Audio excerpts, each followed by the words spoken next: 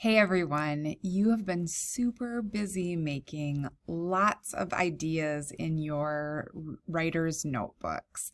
And this is super exciting. And we just want to give you one more little trick that might help you generate some stories for maybe something you want to write about in the future. So I was thinking the other day, I was going through some pictures at my mom and dad's house. They have recently remodeled. And so they were kind of going through stuff in the basement, and we found a box of some pictures.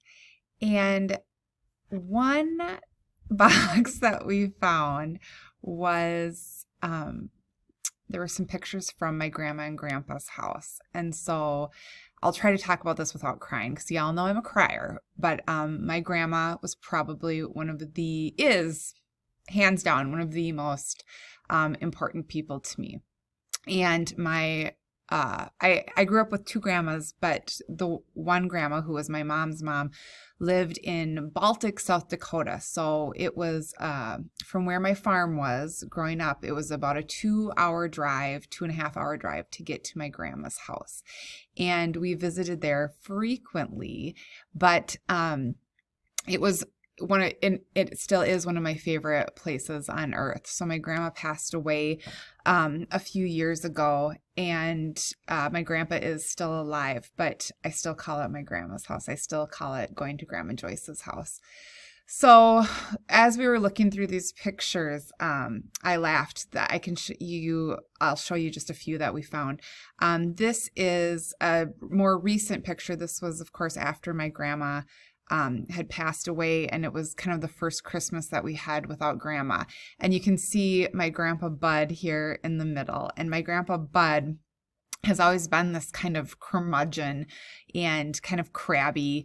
He was never super affectionate with us. He always sat at the kitchen table. He always wore a blue button-down shirt. He always had a notebook and a pen in his pocket, and he was always doing business and research. And so he wasn't super affectionate to us. He would tease us, and that's how he showed us that he loved us. But my grandma, on the other hand, was amazingly affectionate and took us places and spent time with us. We used to go garage sailing together. You can see from this picture, my grandma was notorious for having literally stuff on every inch of every wall.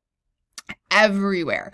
So she was constantly picking up little knickknacks and things like that to put around the house. And some of it was not super tasteful. And we were like, Grandma, really? You like that? Okay, whatever.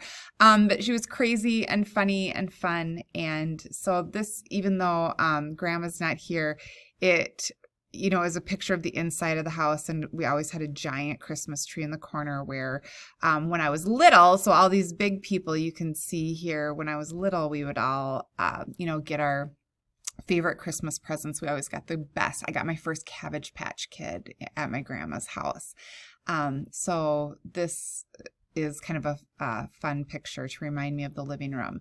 Now this picture, you can see here, this picture we found and we uploaded it to our family page. This was my cousin Jake and I riding on the three-wheeler. And we look relatively young. I bet I was like 3. Why am I on a three-wheeler with another 3-year-old? Why is there no one with us? Are we going to die? I don't know. We apparently didn't. We made it. And so this is one of the things that I remember about my grandma's house. I don't remember quite being this young and being on the 3-wheeler or the 4-wheeler, but I do have lots of memories of us getting outside, and we would just all kind of pile on in a line, right? And then we would fight over who gets to drive, and we would just go around the property and have fun. The last thing that I think is hilarious is that this, remember when I told you my grandma was a rummage sailor, a garage sailor? I don't know where she found this, but this was hanging on the wall behind her couch in the living room for as long as I can remember. And it's kind of one of those things that I didn't realize how ugly it was until it was gone. And then my cousin took it. He's now a property manager somewhere in Sioux Falls, and he put it in an old building just because we wanted to remember Grandma. And he was like, hey, anyone remember this picture? It just was one of those things that didn't stand out, but when I saw it again, it was just instant memories of my grandma's house. And I remember I would sit and feel it because it was like fuzzy. It was like a rug or some sort of weird material. It wasn't a painting. It was like a fabric with a big wooden frame around it that would give you slivers. So I was just thinking about this and about how I could write about so many stories about my grandma's house. And so I started making a map. So this is the map I came up with. And obviously, I'm not a super great drawer or artist, but I tried to put the things that I could remember loving about my grandma's house here. So I even drew my grandma and my crabby grandpa down here. So here's their house. And I just always remember having the biggest Christmas trees ever. And like I said before, this is where I got my Cabbage Patch for the first time. I also I put the big, very ugly reindeer picture there because I remember that. Now, I couldn't draw the basement, but I have some great memories in the basement. She had a ping pong table that she got at a garage sale, and we would just play ping pong even before we really could. And she had a big, giant blue teddy bear that was bigger than us, and we would jump all over it. And then she also had a giant record player, radio player, where you would open it up and you could play different radio or play different records and then listen to the radio. So I remember my cousin Heidi and I listening to Janet Jackson in the basement and playing ping pong. They lived on a hill, and so this was where we used to slip and slide when it was nice in the summer. And here's my grandma with her dish soap, because she would just dump the dish soap on it so it would get extra slippery, right? And then we would just fly, and we would be pure mud by the end of the day. Down at the end of the slip and slide driveway is where my grandpa's shed is. And here I drew my grandpa, but he thinks it's funny, right? He has this Budweiser hat, and so he wears it. It says Bud on it, because that's his name. And so he was always down there for as long as I can remember when Grandma would say, go get Grandpa from the shed. And he still has so many tools. We would just go down there and just stare at them. They were all on the walls. Everywhere. Any tool that you ever wanted to. He ran a lumber yard for many years, and so he had everything.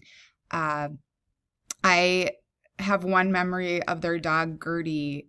She got hit by a car, and so you can see I drew her stitches there. But she, for a long time, we didn't know if she was going to make it, and I remember she would just lay right outside of the house, and at one point her fur was hanging off. My grandma had to take her to get stitches. And so she lay there for quite a while, and for, a couple months while she healed, and she ended up making it. And she would go down the slip and slide with us too.